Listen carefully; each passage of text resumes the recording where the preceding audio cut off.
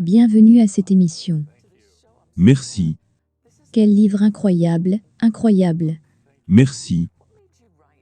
Qu'est-ce qui vous fait écrire toutes ces choses concernant le paradis? Vous savez, je fais cette activité de pasteur depuis longtemps. Et on vous pose des questions sur le paradis. Et vous commencez à réaliser que les gens ne savent pas grand-chose du paradis. J'ai dit que les gens passent plus de temps à planifier des vacances de 2 semaines que de se préparer là où ils vont passer l'éternité.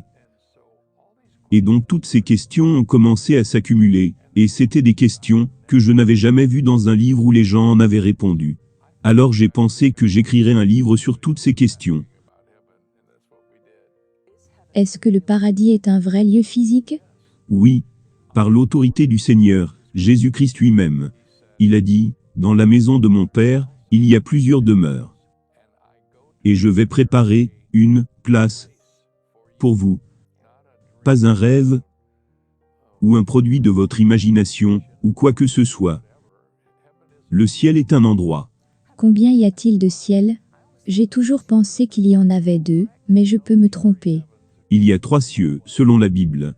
En fait, lorsque Paul a été enlevé au ciel, il a dit qu'il avait été enlevé au 3e ciel. Nous devons donc déterminer ce que sont les 2 autres. Et le premier ciel, c'est l'atmosphère. Nous pilotons nos avions dans l'atmosphère. Puis il y a la voûte céleste, et c'est là où se trouvent les étoiles, la lune et le soleil, etc. Et puis le 3e ciel qui est après cela. Et c'est là que Dieu se trouve. Chaque fois que les gens parlent du paradis, ils pointent vers le haut. Connaissons-nous le nord du paradis? C'est un gros problème. Je me souviens quand je bossais là-dessus, quelqu'un a dit, « Mais le nord est différent, selon la zone du monde où vous vous trouvez. » Mais ce que je sais, de la Bible, Éphésiens dit qu'il est descendu et monté. Et plus encore dans les évangiles, nous lisons que Jésus est descendu. Le ciel est donc au-dessus. Nous le savons. Pour quelqu'un qui meurt avant l'enlèvement, où est-il en ce moment? C'est une question très importante. C'est celle qu'on me pose le plus souvent. Surtout quand les gens ont perdu quelqu'un qu'ils aiment, c'est très déroutant pour eux. Parce qu'ils entendent qu'ils sont allés au paradis. Mais ensuite quand ils vont aux funérailles, ils voient le corps, et ils vont mettre le corps dans la tombe, et ils ne comprennent pas. Mais l'écriture est très claire. Voici la meilleure façon de comprendre cela. La Bible dit, absent du corps, mais présent avec le Seigneur. En d'autres termes, lorsque nous mourons, notre corps va dans la tombe, et notre âme et notre esprit vont pour être avec Dieu. À la résurrection, ces 2 entités vont être réunies à nouveau. Mais quand nous mourrons, notre corps va dans la tombe. C'est donc vrai. Quand tu perds un être cher, si tu es chrétien, et que tu vas à l'enterrement de ton frère, ta sœur, ta mère ou ton père, ils ne sont pas là. C'est juste l'enveloppe dans laquelle ils vivaient pendant qu'ils étaient ici. C'est tout simplement merveilleux. Une des questions que j'ai reçues sur Facebook, et je la comprends parfaitement. Parce que j'avais l'habitude de penser ça moi-même. Cette fille a dit, « Je suis contente d'aller au paradis, mais qu'allons-nous y faire pendant tous ces millions d'années? N'allons-nous pas nous ennuyer ?» Oh, vous savez, c'est l'une des anciennes raisons pour laquelle on entendait les gens dire, tellement de gens dire, « Je préfère être avec mes copains de beuverie et de fête. Je veux aller où sont mes amis. » C'est tellement de l'ignorance que de dire cela. Le ciel ne va pas être ennuyeux, et je vais vous dire pourquoi. Tout d'abord, Dieu n'est pas ennuyeux. Dieu ne créerait jamais une place pour ceux qu'il aime, qui serait ennuyeux pour l'éternité. Et croyez-le ou non, vous et moi n'allons pas nous ennuyer, parce qu'avant d'y arriver, nous allons être changés. Et quand nous y serons, le ciel sera un endroit où nous servirons. La Bible nous dit que ses serviteurs le serviront. C'est un endroit où une louange incroyable aura lieu. Nous recevrons des missions pour diriger et régner, comme durant le millénium. Et le paradis sera un temps où nous pourrons servir aussi longtemps que nous le voudrons. Et nous ne serons jamais fatigués. N'est-ce pas incroyable? C'est très beau. Allons-nous nous reconnaître les uns les autres? Absolument. Nous savons, par exemple, sur la montagne de transfiguration, lorsque ces gens sont apparus venant d'un monde différent, Ils furent reconnus. Tout le monde savait qui ils étaient. Quand Jésus est sorti du tombeau, dans son corps de résurrection, Marie l'a reconnu, après quelques moments. Elle l'a reconnu par sa voix plus qu'autre chose. Donc voilà. Nous nous souviendrons, en tant que personne. Quand nous arriverons au ciel, nous nous souviendrons des gens. Nous les connaîtrons. Nous serons connus d'eux. Et nous les connaîtrons comme nous ne les avons jamais connus auparavant. Quelqu'un m'a posé une question très touchante. Elle a dit, j'ai fait une fausse couche de 2 enfants. Seront-ils au paradis? Est-ce que je saurai que ce sont mes enfants? Eh bien, arrêtons-nous un instant, et réfléchissons à cela. Si vous croyez, comme nous le faisons, qu'un enfant devient une personne au moment de la conception, et que cette personne est viable,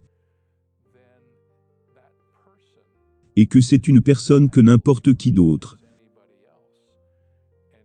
et si cet enfant meurt avant d'être réellement né dans ce monde, c'est toujours une personne vivante.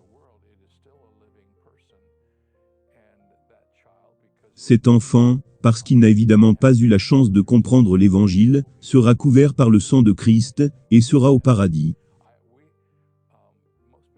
La plupart des gens ne savent pas cela de nous. J'ai 4 enfants, mais nous en avons eu 5, parce que nous avons eu une fausse couche tout au début. C'était très. Les gens ne pensent pas que ce soit un gros problème.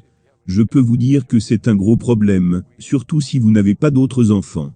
Et nous voulions des enfants depuis quelques années, avant de commencer à les avoir. Puis, tout d'un coup, nous les avons tous eus d'un coup. Mais ce bébé est parti par une fausse couche. Je ne l'oublierai jamais. Parce que nous avons fait une fausse couche de ce bébé, le jour de la mort de mon grand-père. Et j'ai dû prendre la décision, soit d'aller aux funérailles de mon grand-père, soit d'emmener Donna à l'hôpital. Et ce bébé est là. Nous ne l'avons jamais rencontré, ce bébé. Nous ne connaissons pas ce bébé. Mais un jour nous le connaîtrons. Quand Christian avait 2 ans, j'ai fait une fausse couche. Et j'ai hâte, à l'idée qu'un jour je rencontrerai ce petit.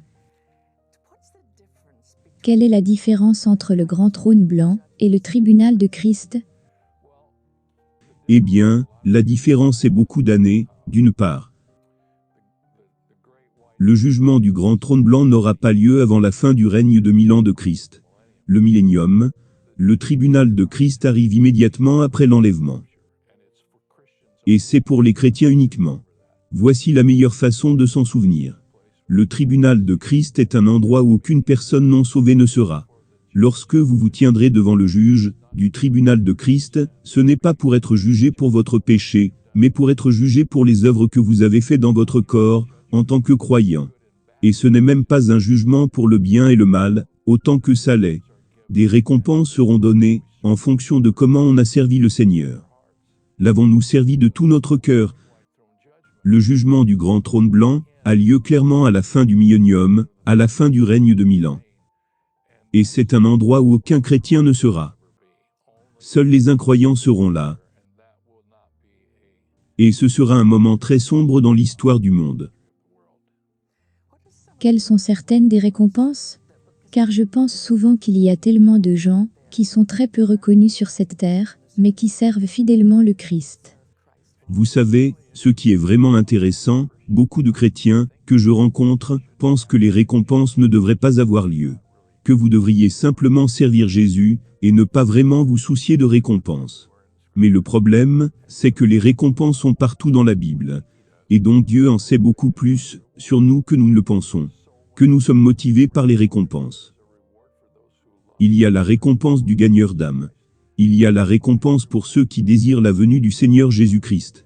Il y a 5 récompenses que je connais. Et j'ai écrit à leur sujet dans le livre. Que nous en sommes des candidats pour la plupart.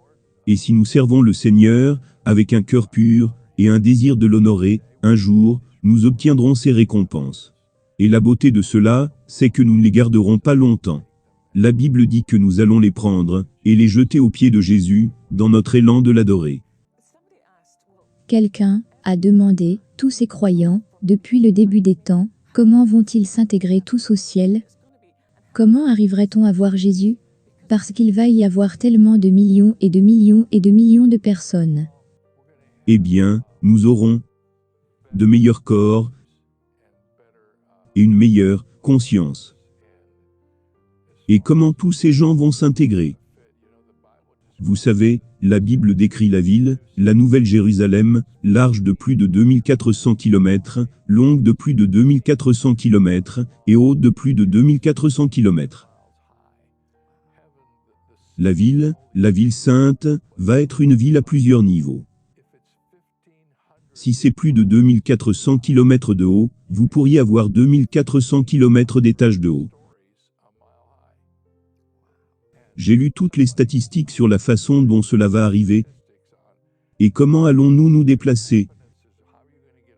Eh bien, quand Jésus est sorti de la tombe, dans son corps glorifié, il ne voilait plus ses attributs. Il était capable de se déplacer à travers les portes. Il pouvait être à un endroit, puis à un autre endroit. Il apparaissait soudainement. Je ne sais pas comment ça va marcher, dans cette immense ville. Tu pourras te déplacer dans différents endroits. Et le Seigneur Jésus sera disponible pour nous. Voici quelque chose que j'ai enseigné, il y a quelques semaines, et qui a choqué tout le monde. J'ai fait une petite série intitulée « Ce que vous ne savez peut-être pas sur Jésus ». Et voici ce que vous ne savez peut-être pas. Au ciel, Jésus est dans son corps.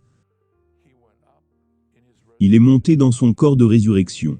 Et l'ange a dit, ce même Jésus qui a été enlevé d'entre vous, reviendra de la même manière. Et donc cela signifie qu'il est au paradis en ce moment dans son humanité.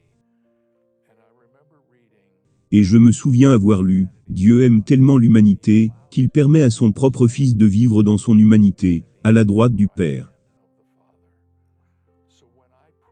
Donc quand je prie aujourd'hui, et que je demande à Dieu de m'aider à travers Jésus-Christ, je parle en fait à Jésus, qui est encore dans son humanité, même s'il est au ciel. N'est-ce pas incroyable? C'est quelque chose que la plupart des gens ne savent pas à propos de Jésus. Et sera-t-il encore marqué, des marques du Christ? Absolument. C'est ce qui est beau à ce sujet. Quand vous le verrez, vous pourrez voir les cicatrices dans ses mains et dans ses pieds. Et les marques de votre rédemption seront toujours disponibles pour vous, pour savoir ce qu'il a fait, pour que vous puissiez être là. Pourquoi pensez-vous qu'il a choisi de monter avec ces marques? Il aurait pu les laisser dans la tombe. Pourquoi pensez-vous qu'il les a gardées? Les seules cicatrices au ciel seront les cicatrices du Christ? C'est exact. Il comprend à quel point nous avons désespérément besoin qu'on nous le rappelle. En fait, n'est-ce pas là le but de la Sainte Seine? Faites ceci en mémoire de moi. Et donc ces cicatrices seront toujours là, comme motivation pour l'adoration. Je pense que lorsque nous verrons ces cicatrices, nous l'adorerons comme jamais auparavant. Voici la question. Je veux vraiment la réponse. Est-ce que mes chiens iront au paradis? Si nos chiens iront au paradis, eh bien, je pourrais vous dire quelque chose. Nous avons mis ça sur Internet, cela a eu plus de succès que tout ce que nous avons jamais fait. Est-ce que les animaux iront au paradis? Et voici ce que j'ai entendu. J'ai demandé à une petite fille de m'écrire une lettre. Elle a dit, je ne sais pas, pourquoi vous continuez à demander s'il y a des animaux au paradis. Elle a dit, quand Jésus revient à la fin, il chevauchera sur un cheval blanc. Et s'il y a des chevaux au paradis, les chiens doivent aussi y être. Je ne suis pas sûr pour les chats, mais je suis assez sûr pour les chiens.